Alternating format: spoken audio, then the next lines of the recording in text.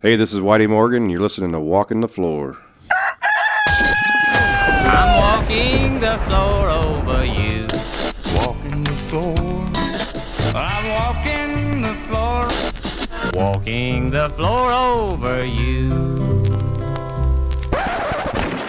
Hola, senors and senoritas. It is walking the floor time. Welcome to episode 56 of Walking the Floor. I am your host, Chris Shiflett, and this week we have a great interview with my new friend, Whitey Morgan, Flint, Michigan's one and only Whitey Morgan. We're going to check in with him in a minute. First, I'm just sitting here drinking some coffee, trying to recover from the worst surf I've ever had in my whole adult life this morning at County Line. It wasn't really that bad. At least I got in the water, and I did get in the water with my friend Tim Curran, who I haven't seen in a while. He told me that he's got a new album in the can. It's going to be putting out soon. So I said, you should come on Walking the Floor and talk about it. Tell the world about your new album. And he said, yeah, we're going to do that. So we'll figure out a date and we'll get that going. It's been a busy week. I got a lot of planning. You know, I made this solo record and had a really good meeting the other day with the folks over at Side One to figure out when we're going to release it and how we're going to release it, and you know, planning some fun special stuff around that. So look for that next year. Right here on Walking the Floor. Stay tuned. I will keep you apprised of whatever's happening in that world. We're going to be planning some fun stuff. And I've even got some sneaky little gigs coming up over the next few months, which I will announce here soon. So tune back in every week, and I'll let you know as soon as the powers that be tell me I can let you know. Speaking of gigs, you know, when I go to a gig, I need to bring some strings, I need some plectrums, I usually need my guitar, maybe an amp.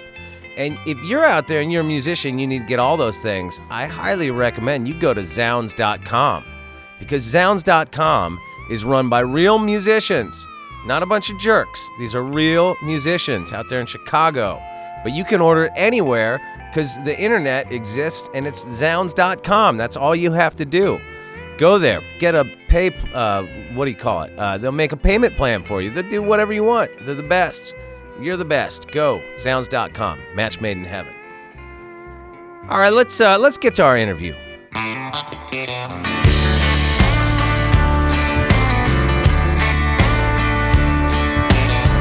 So you may know Flint, Michigan the way that I know Flint, Michigan, like from the recent water scandal there, or maybe from watching a Michael Moore movie like Roger and Me.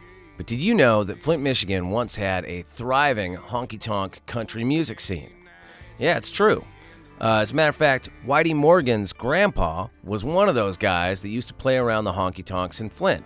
And somewhere along the line, Whitey Morgan picked up his grandpa's guitar and also discovered his grandpa's record collection and followed his taste there into all the old classic country music and obsessed on it and learned it and started playing gigs, sometimes doing 225 shows a year, putting out his records himself with no label, and opening for everybody from Vince Neil to David Allan Coe and beyond.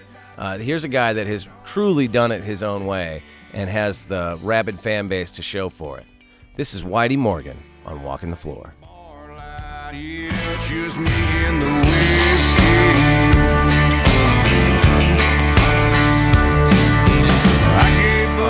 just jump right into it.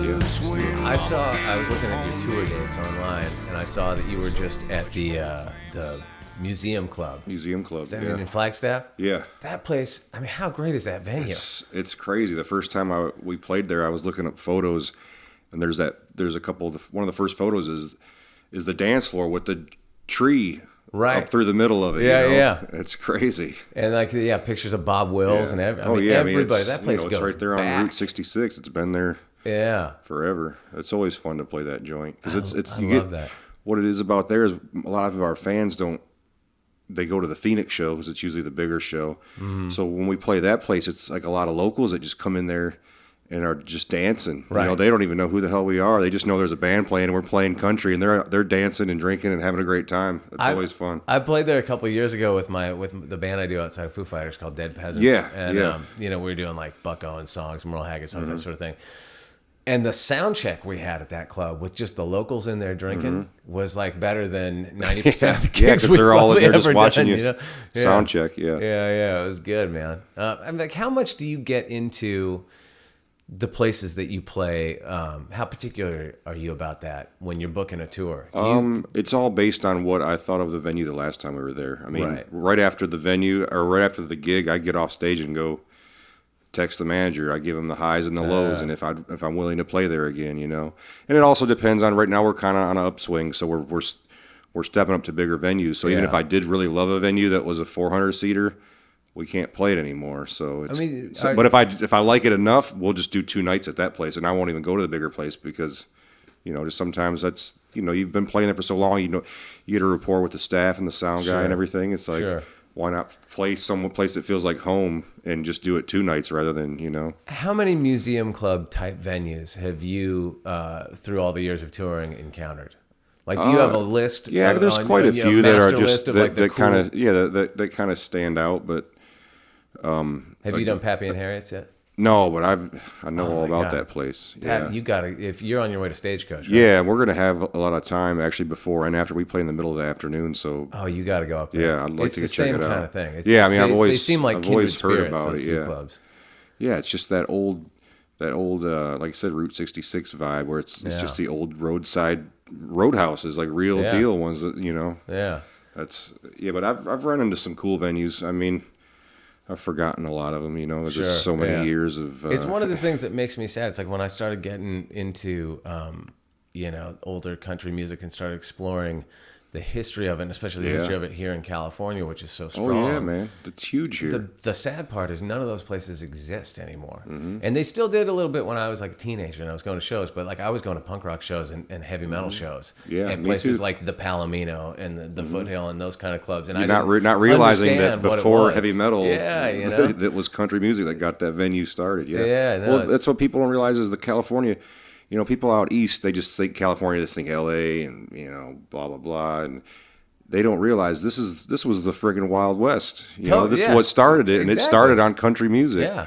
That's, you know. And the movies, you know, played a huge part. Yeah, the Westerns, not just the movies, but like some of the greatest country records ever made were made right over at Capitol. Oh, yeah. You know? I mean, that's, you know, what's his name? Ken Nelson, who's the head of country music A&R, I think, at Capitol, and made all those great Buck Owens and Merle Haggard records over there. Yeah, they were coming down from Bakersfield again. You know, another California city that's known for country music, and it still is that way. I mean, I meet people that I wouldn't think by looking at them would know anything about country music, and then I let them know what I do. They, oh yeah, I'm Merle Haggard, Buck Owens. I grew up on that. You know, my grandpa. We'd go to the clubs in Bakersfield when I could barely, you know, get in, and just like it was actually my doctor that did my surgery on my shoulder. It was I'm like looking at this guy like, really, this guy? Really? But he, you know, it's kind of like I always wonder, being from Detroit, if other people think that Bob Seger is a god like we do. Like, is he as big everywhere else as he is in Detroit? It's like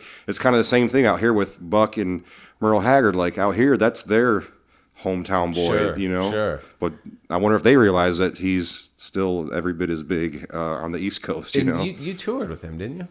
Yeah, we did. I don't know how many dates total we did.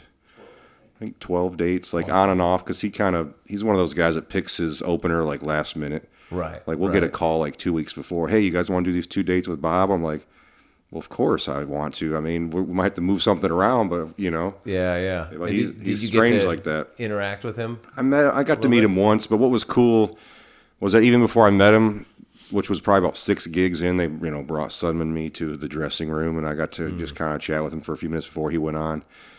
But what was cool was even before that, I mean, he knew who we were. When he'd be making his way to the stage, and we'd be kind of milling about back, you know, side stage, kind of whatever, waiting to watch him, you know. Sure, yeah. He'd walk by and, hey, Whitey, hey, guys, you know, like he's, you know, super friendly. He's not, it's funny because his staff, everyone just kind of really overdoes it as far as, all right, Bob's blah, blah, blah. And it's like, you feel like you can't even look at him. Right. But then he walks out and he's cool as shit, you know. Dude, that is always the case. It's always like that. They overdo funny. it when the guy himself is just kind of like, yeah, whatever, you know. That's funny. So you grew up in, you're from Flint, Michigan, right? Yeah. Pardon my ignorance. I don't think I've ever been to Flint. I don't think I've ever played there. You know, There's for me, not a whole living lot of so far away from there, Yeah. the only thing I know about Flint is the water scandal that has been happening, and going back a little bit, maybe like a Michael Moore movie or something like that. So Right. tell me Yeah. about Flint. Tell me what I don't know. I mean, about that's, as far as current events, yeah, the water thing is, I mean, every person I meet, when they find out I'm from there, that's what they want to talk Flint. about. I'm sure. And, but, I mean, it's automotive. I mean, that's it. General Motors was born in Flint. A lot of people don't know that. It wasn't Oh, Detroit. really? Yeah.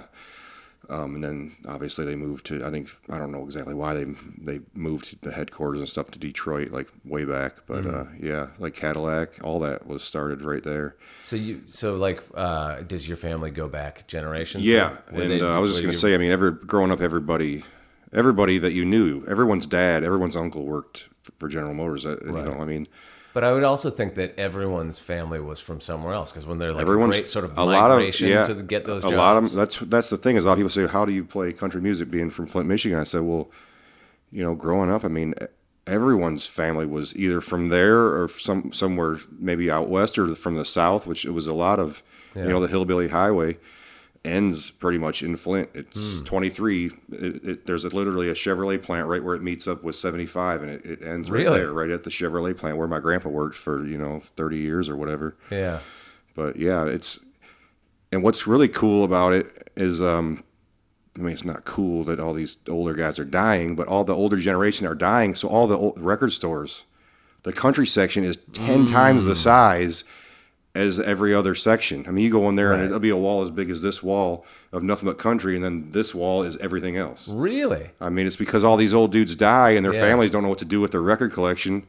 Was there a country music scene there back in the day? My grandpa, for people that had come up? My grandfather played, from what I hear, my grandma talks about it. She's not thrilled about it, but your grandpa was, running the roads and playing all these honky-tonks because all the shops, all the factories were surrounded by liquor stores and bars and 24-hour restaurants. That was it. That's what kept the guys in there going, Right. So my grandpa, he worked for the truck plant there, but then he, on the weekends and stuff, or probably the weekdays, I guess, he was always playing gigs. But there was a lot of country bars. I mean, I don't remember the names of them, but my grandma would always say, he'd always be at the whatever and this and that, and they all sounded like country bars to me. Right. But it's interesting. It's like the auto plants were to people there what the oil fields were to people in Bakersfield. Right. It's like people that work in those kind of industries blue collar, work hard and they want to play listen to harder. songs about what they're doing. They're working, and it's that mentality. The working man. That's what Merle sang about. I mean, sure. Those people love that shit, They love him for singing them songs for them, So by the time you came along, what was growing up out in Flint like for you? I mean, did you grow up with country music, or did you? I did. I was saying my grandfather taught me to play country when I was young. That was my first introduction, was playing country chords to like these albums that my grandfather would listen to, and sing to. But of course, I turned 15, 16, and I took that knowledge of that and turned it into playing Slayer and Metallica and as fast as I could play, Yeah. And then, I was in my share of punk rock bands, of indie rock, metal bands, all that. And, but then my grandfather passed when I was, I think, 18 or 19, and I inherited his Gibson acoustic that I learned to play on. And hence Grandpa's guitar, right? Okay. And I inherited his record collection too, and I started putting these records on. That was right around the time when I started getting into vinyl. When it was starting to come back, way back then, the first time it started to come back. Yeah, sure. And I would just hear these songs. I'm like, shit, I didn't know that was Johnny Paycheck's song. My grandpa would just sing it. I just thought it was just some old song, I didn't know what to put it with. And it just started making more sense. It was the first time I realized that I could sit there with just a guitar, and sing a song, and it didn't need a band. Right. Because, you're so used to, when you're 15, you're like, all right, I got to find a drummer. I got to find all this to make it sound like the stuff that you like to listen to. Sure. Sure. But country can be done on just an acoustic guitar, and if you mean it, it works. Yeah. That was the first time I realized that. So I sat in my bedroom on the edge of my bed like all day long for a couple of years, just doing nothing but singing and just picking my guitar and singing Merle Haggard. I knew it was like I was to country music then, the way I was to like metal and punk rock. Like I learned every possible song I could when I was 15 to that music. Well, when I've discovered country, I was just like, I have to learn I knew every Merle Haggard song I'd ever heard. I could play it and sing it. Every Buck Owens song, you know. It was like I just went through this obsession phase for a few years, you know. Yeah. I've forgotten them. I think most of them now, you know. You kind of have to go through that to get where you need to get, you know, to figure it out. And at the same time, the first time I put a band together and we actually played that music on stage, I had never had that much fun on stage in my life because I wasn't up there trying to force some like teen angst bullshit, you know, which most of the time it was. You realize that I was singing stuff, that they're meant something. Designed to get people to dance, that too. You know, and have a good time, and it's like real subject matter. It's like adult music. It meant, and I realized I went through like my first real heartbreak right around the same time. So singing those songs was like, it just was like the wheels start turning. You're like, oh, that's why these guys sing these songs. Sure. When you're young, you're like, that's corny love song, you know, sad sorrow bullshit. when it happens to you, you know, it's like, okay, this stuff makes sense now. You know? Okay, so it's and now how old were you when you started performing out with playing country music? I'd say probably like 23, something like that. Maybe. Okay. And right you put a band together right around that time? I put a band together and we played locally at like the rock places and no one was doing that. I mean, we were getting booked. It was funny. I mean, there's the local place in Flint that books like all the metal bands. You know, it's like the 600 seater or something, 700. And he was booking us with like rock bands that would come through just because he liked me and he thought, you know, he was like, oh man, you guys are tight, you know, and like, and my guitar player was a little more of a rock, you know, he hadn't really played country. So, I mean, we had more of a rock edge. So it was just funny, you know, we'd get up there and we're playing. I think we even opened up for like Vince Neil came through with like his, you know, just like some really, it just didn't fit, but it was fun to get up there in front of people and do that. And they dug it because, you know, we all had long hair and tattoos. So it didn't look as out of place as it kind of was, you know, and we had the energy and it was loud, so they dug it anyways. That's a really good lesson for people listening to this that are trying to start a band, that so much of it is like your presentation and your confidence and just like not assuming that people hate you, because it's so easy when you're on stage to go, oh, this crowd doesn't like us. Yeah, we don't fit. After a while, you sort of realize, no, everybody's actually...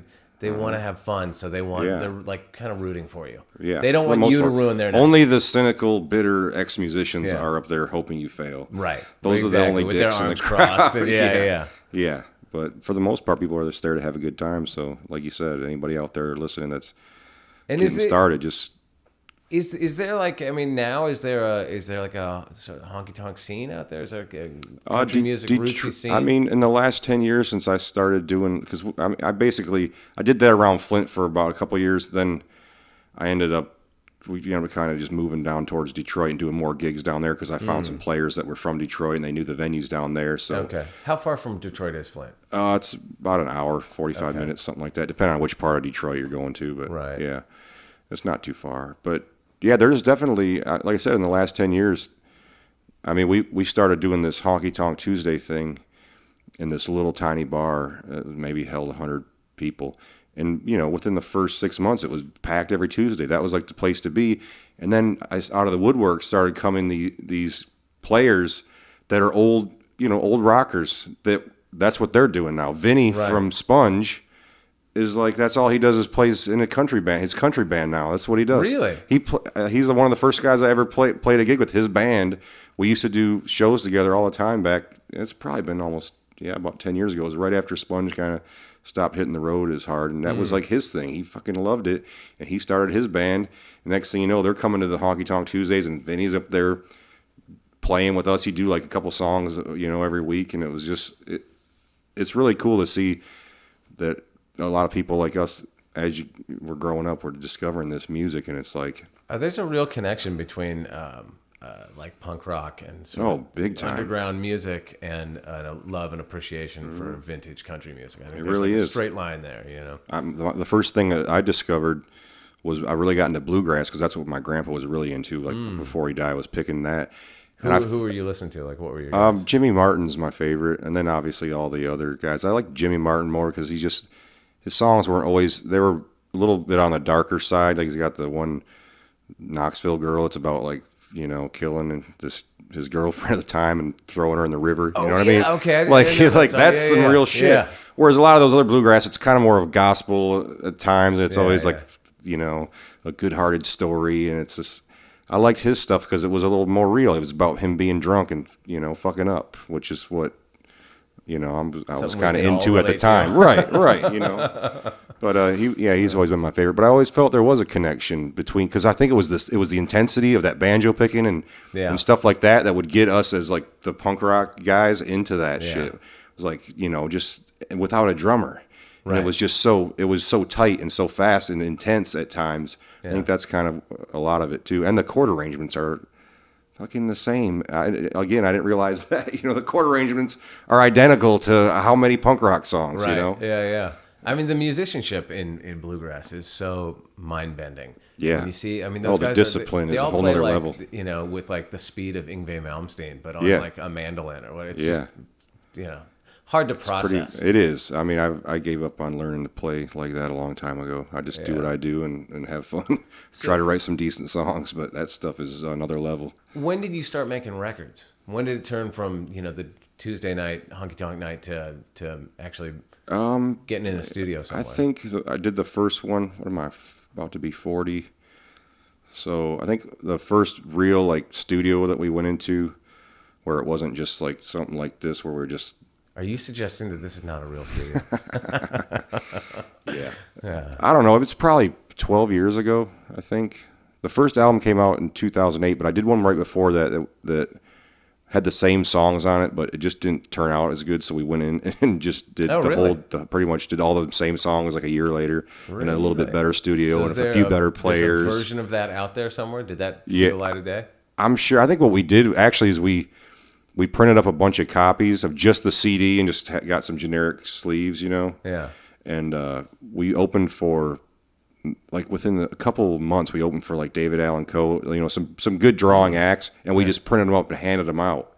Oh, wow. So unless people got a free one, I don't think that they were ever available any other way. Because every once in a while, someone will come up to me and say, "Oh man, I discovered you guys at this David Allen Coe show. One of you guys gave me a CD a long time ago, and now they're coming to see us, at our sold out 1,500 seater in Detroit. When back in the day, it was like it was one of our first shows, and we're handing out stuff. It's pretty cool to see that come around like that. And have you done a lot of that, like opening up for people like David Allen Coe or some of the people that are big influences on you? Yeah. Just usually locally, like when we were first starting out, but we have never really toured with any of the bigger like country acts. It's what does a guy like David Allen Coe make of you guys? Like, is he like, great job, you're killing it? Or get out of here, carpetbagger. Yeah, which way does he go with that? I don't know. He's kind of a to himself dude. He pretty much rolls up to the side door of the bar right before he goes on, goes plays, walks right back out, gets in his whoever's driving him, and he's gone. He's just one of those kind of guys. Chuck Berry school of touring, right? Yeah, right. But then again, I've heard people say that they've met him at like a bike rally where he was just hanging out and he was cool. So I don't know, but I don't know what he would think of us, but hopefully, who knows? Those old dudes, man, their minds are so fucked up. They're fucking nice one day and cynical as fuck the next day. Right, yeah. But yeah. And so, you've been on a few different labels over the years. Who put out your first record? Small Stone Records. It's like kind of like a stoner rock label out of Detroit. Okay, and then Bloodshot. Didn't you self-release the last? The last one was self-released. Right. I just got out from underneath Bloodshot. It was just. What happened over there? Because I read that there was a dispute, but I don't know it was. I guess over the years I've kind of made it out to be like it was more of a dispute. What it really was that I just didn't want to have any ties to a label, because at the time, we were out there busting our ass playing probably 225 shows a year, and we were making plenty of money for me to record the things. I didn't need any studio money and advancements, any of that. I just felt like I could do it all myself. I could hire a publicist when the album came out to do what their person was doing, or maybe do a better job because I'm paying them directly. You know what I mean? Right. I'm just kind of a control freak. I want to make sure stuff's getting done right. I don't like it being done by like a third party down the line that I'm not even in contact with. Right. So now it's basically me, my manager, and the booking agent. Right. And I talk to both of them on a regular basis. Sure. It's it's funny. My manager is like, that's not how it works. You're not supposed to be calling up the booking agent and talk. I'm like, yeah, but why do I need to call you for you to tell them the exact same thing that I could tell them with one phone call? Why turn this into two? Yeah. Neither one of us have that kind of time. You know what I mean? Yeah, Just sure. let me handle it, and I'll know that it's done right, and then we can talk about other things. Yeah, sure. I mean, it's just little things like, hey, we played this place last time, but let's try to go for this other venue, or it's something like that. That granted, my manager would tell him, but I just, I got the guy's number right here. Just let me do it. Sometimes I like to do it. Yeah. But then sometimes if it's a pain in the ass, I'll make him deal with it, I guess. It's funny in the music industry. I totally relate to what you're saying right now. Mm-hmm. But there is a certain thing that happens with, and not with everybody, but with some people, they don't want the artist guy calling them. You know what I mean? It freaks them out because there's a thing that happens where nobody ever wants to say no to you. You know what I mean? Right. So if you're like putting them in a spot where they have to say no to you, so they don't quite know how to deal with that conflict. That makes sense too. Yeah, it's funny, man. People are funny in this business. Well, I've just been doing it for so long that it's hard for me to. I'm too old to turn that off in me. I still book all the hotels and shit because I want the hotel and I want the one I want. I want to make sure it's a certain distance away from the gig. And how do I convey that to someone else? When he's going to book that, he might think, well, last time he said he liked this, but there might be another variable that I find that makes me want that hotel instead of the one that's on the other side of town. Yeah. Might have a better hot tub or a better pool. Are you? Believe me, we are kindred spirits. Everything that you're saying is hitting very close to home right now. When you're on the road, and I know that you tour a lot, like a ton, like over 200 shows a year, kind of. Yeah, touring. we've been cutting it back. I think last year we only did like 180, but. Only 180. The good thing is, though, is that the shows are getting better. So, right. We don't have to go out there and kill ourselves as much to play to the same amount of people. Right. I mean, are you the type of person? Are you like a creature of habit on the road? Do you have little routines that you get into that you have to kind of stick to? Yeah, I used to, and I feel like those routines kind of might have not been the best because, like, lately, my anxiety's been a lot less than it has been in the last couple of years. So I don't know what I was doing before, but it wasn't right. Right. Because lately I've been a lot more. Even the guys in the band will say, I don't know what you're doing, but you've been in a lot better mood the last few months. But let's talk about what would the guys in your band say about you? Like, how would they describe you as a solo artist, band leader? Guy. I don't know. It probably. And I realized one of them sitting in the room right here, so I guess we could just ask him. Right. I mean, it changes from. Just like benevolent dictator. That's the thing is the better the shows have been getting, the less of a controlling dictator, as you say. I guess I am, because it's easier. The show's sold out. What do I have to worry about? Just go in and make. As long as I've got a couple beers and some Maker's Mark backstage, I'm in heaven. Because in the old days, that was a stretch to get any of that. But, sure. I mean, I don't know, Brett. What do you? This is your time to pipe up about if we got any problems or issues right here. No issues. No, I don't know. I don't know what they'd say. Perfect. I mean, I think one thing I've learned from being on the road with Whitey for almost 6 years now is that it takes a lot more to be in charge of everything than I'd ever want on me. You know what I mean? Right. I like to sing and play and write and sing, too, but like, I don't think I could have all that on my shoulders as much as, Sure. At least with the kind of like grassroots way we've come through it. Yeah. And how long have you been touring? You've been touring for a few years now, right? You started putting records out in 2008? It's been, I would say, since we started doing the 150, 200 shows, it's probably been 10 years. Right. Yeah. So you're like a veteran of the road at this point. Much. And do you, like, with the uptick in, people's interest in roots music and classic country music that's been going on in the last few years, I mean, are you getting approached by labels now? Yeah, I mean, I actually was approached by labels before that last album, but their deals didn't. I mean, again, what are they going to do for me that I can't do? Right. I don't need them to loan me money to record the album. I have the money, and there were just too many things in the contract that I just wasn't agree with. Like they want, likeness rights and all this stuff. The ability to basically use my face and shit wherever they see fit without my consent. And like stuff like that freaks me out, man. I can't give that up. And my manager's the same way. He's like, nope. It's like, we're not going for that. He's like, there's just too many what he calls non-starters in these contracts that he's like, you would never agree to that. And if the day came when they were able to do something like use your photo like for some stupid ad that you didn't approve, he's like, you would lose your mind. Right. And he's like, I can't have you losing your mind. He's like, we've made this machine so perfect that if we bring in this other, person or entity or business, it could ruin the whole thing. It's like, why bother? We're on a good path now. He's like, soon. He's like, the next record that you put out, you'll be able to write your own contract. So why give in now? And a year from now, the cards will be completely different. And I've agreed with it. And we put the last one out, and it's done well. And like I said, I mean, the crowds have doubled in the last year or so. I think we made a right decision passing on a couple of those labels. Yeah. And one of them sold out to another. We were almost ready to sign, and they sold out to another company, which would have totally screwed me because they would have just handed me over to whoever. Right. When I had been talking to a specific guy about, it's the classic record industry fandango right there. When I found out they sold it, and he's like, "See, glad we didn't end up going with them."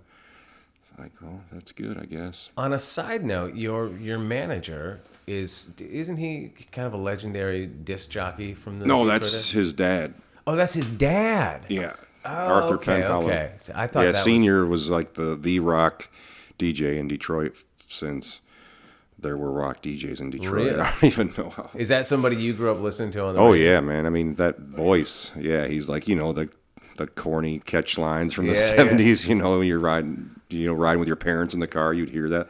That was the voice of rock and roll radio in Detroit for my whole life. And in Flint, too, because you got it up there. It was only an hour away. So, but Art, actually, he does, well, I don't know how much he does with them now, but he worked for the Seger camp for a lot of years. So that's been a blessing because he's learned, he knows so much more about that than anyone I've ever met. From being in that, it's an old school crew, but it's ran a lot like how we run ours. It's very tight. It's the same manager. Punch Andrews has been Bob's manager since the first show he ever played. And then really Art, my guy, came on the scene with him maybe 20 years ago or something. So I mean, he's been there, in the later years, but learned from one of the best. So. It's always amazing. Sometimes I think Art's full of shit, and then he always proves me wrong. It's like, one of these, pulls out some deep Seger knowledge. Like, right. Actually, and the stories are great too. Listening to some of the business dealings with those guys over the years, it's pretty hilarious. Have you? You're on your way out to Stagecoach now. Have you ever played a big festival like that before? Not. I don't think that big. I mean, we've done like the usual Midwest festivals that are 10,000, whatever. And most of the time, the people aren't even all there for the music. It's like a barbecue festival / whatever, So this is going to be good. One of those things, and there's people in lawn chairs, like right in front of the stage. That's the one that throws me. Oh, it's totally weird. Yeah. I mean, our music isn't really one to be sat down and listened to and enjoyed in that way, I guess. Right. They did that at the Museum Club. It was weird. They had, the first time there, they had chairs set up, but there was only like 3 rows and they were in the back. They still had the dance floor set up, but how long did that last? Most of the people were up dancing, So I mean, you couldn't even really see the people that were sitting down. So it was cool. Which day are you playing out at Stagecoach? Like who are you playing with out there? Friday, and we're hitting I think at 4 o'clock, just like a nice. 45, 50-minute set I think. But it should be good. I know. So Cody Jinks goes on right before us, then Billy Joe Shaver goes on right after us. And I think Dale Watson's playing the opposite stage, the Palomino stage, at like almost the same time. So it's a bummer. I'd like to go see him. Yeah. But we got to roll. We got Fresno the next day. I think these guys are going to hang out, but I'm gonna scoot home because my wife just had a baby 2 weeks ago, so I need to go. Your first? Yeah, first one. Wow, congrats. What What type of baby did you get there? Well, I got one with a penis. He's Oh, a boy. great! I've got 3 of those. Yeah. That's why you're. Yeah, I get it. It was. You're it was quite a about to week go at on home. A long ride. It was quite a week at home. I had. I broke this about a week before she had him, and then my surgery was the day after. So How'd you break your arm? Mountain biking. I live up by Yosemite, and it's like some good mountain biking up there. But Wait, you live up by Yosemite now? yeah. So I moved. you don't live in Flint? No, I don't. I okay. met a girl in California and moved out Sounds like here a a couple song. years ago. Yeah.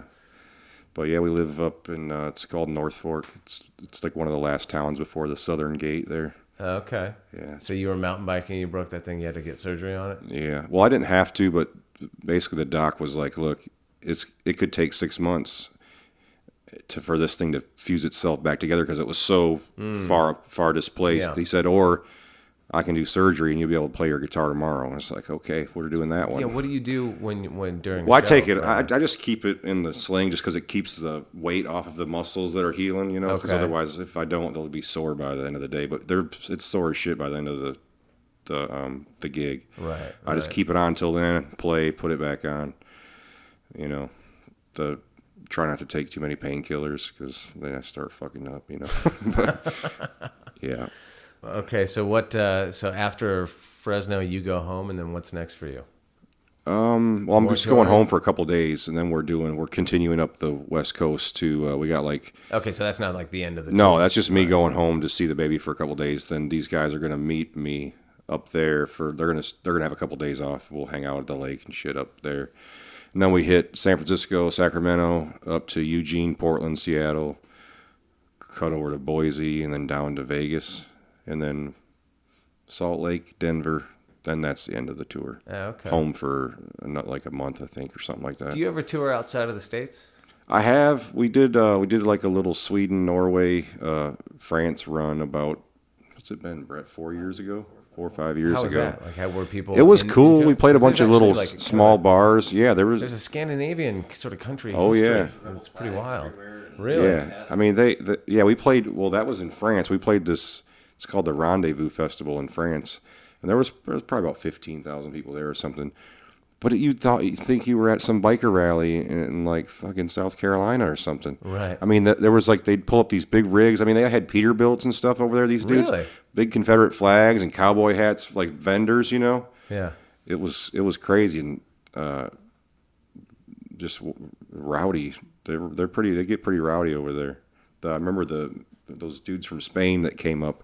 They looked like they just stepped out of like a Johnny Paycheck album cover from like 1975. Right. They were just they had it. They had the Yeah. look perfect, I and they were interviewed- rowdy as hell, man. It was great. I interviewed Brad Paisley a while ago, and he talked about touring over there, and he said people show up with like spurs on and stuff. Oh yeah, man. It's Woo, like it's a country show. yeah, Wild West, man. Western town thing. Yeah, they have like Show and all that. they have Oh, like really? a Western town, like full on like a gun show with stuntmen like falling off the roofs and stuff. I mean, they're totally into that. That was in that was like northern Sweden.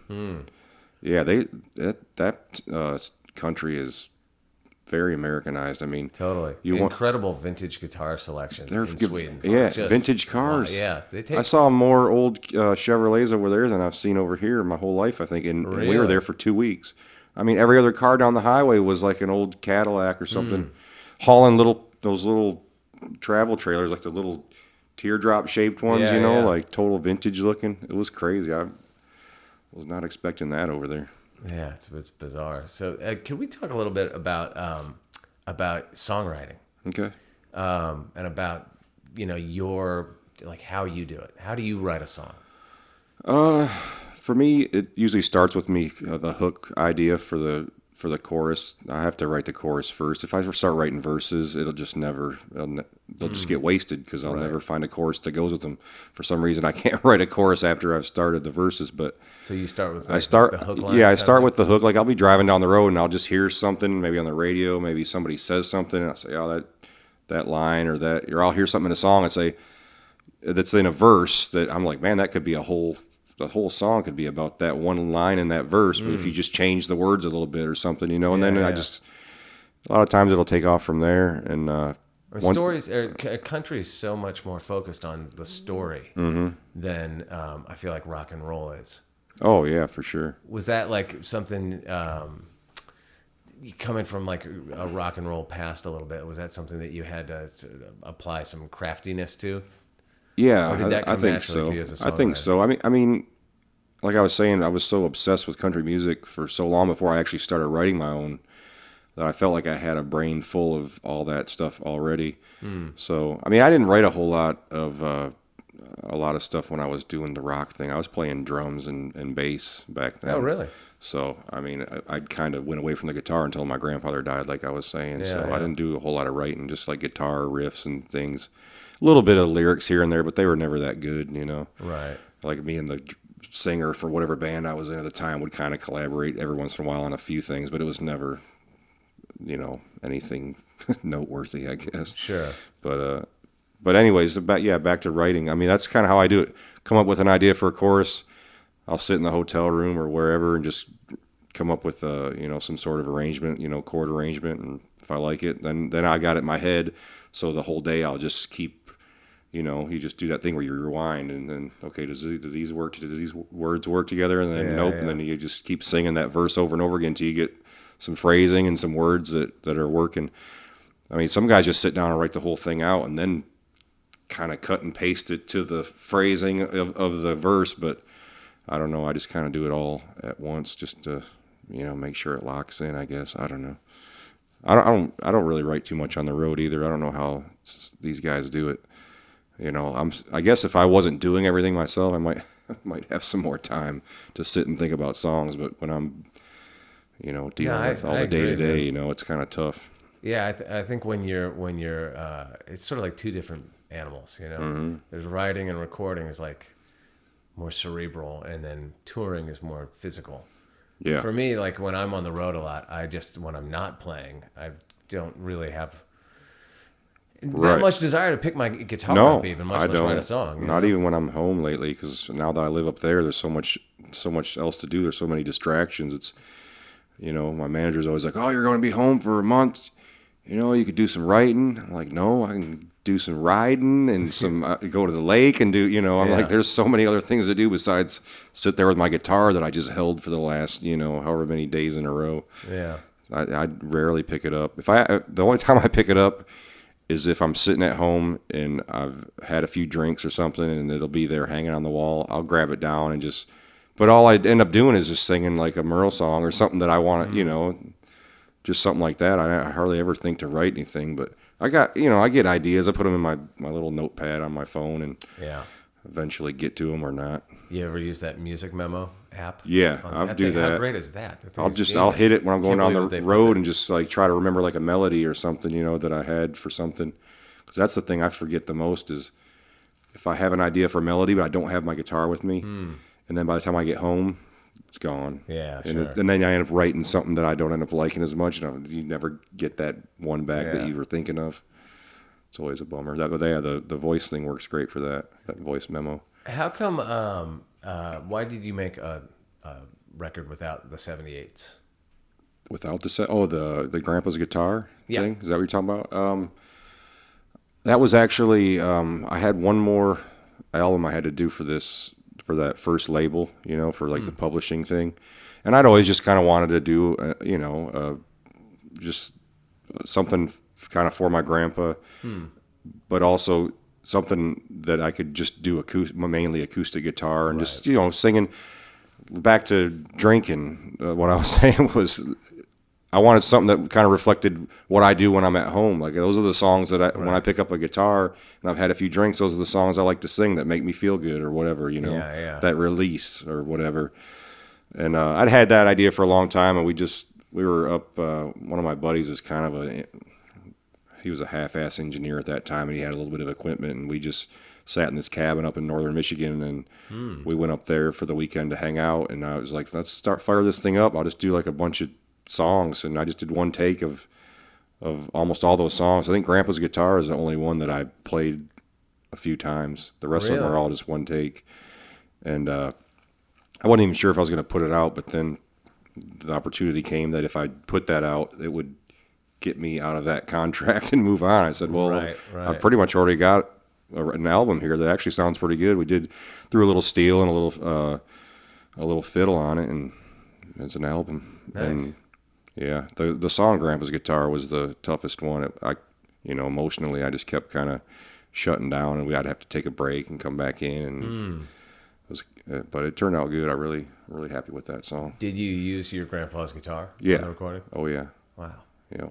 That's cool. That's Yeah. amazing. And when are you going to make a new record? Well, your last one just came out last year, right? Yeah. So, but according to old school country standards, I should already have another one out. You got like 3 out, right? Yeah.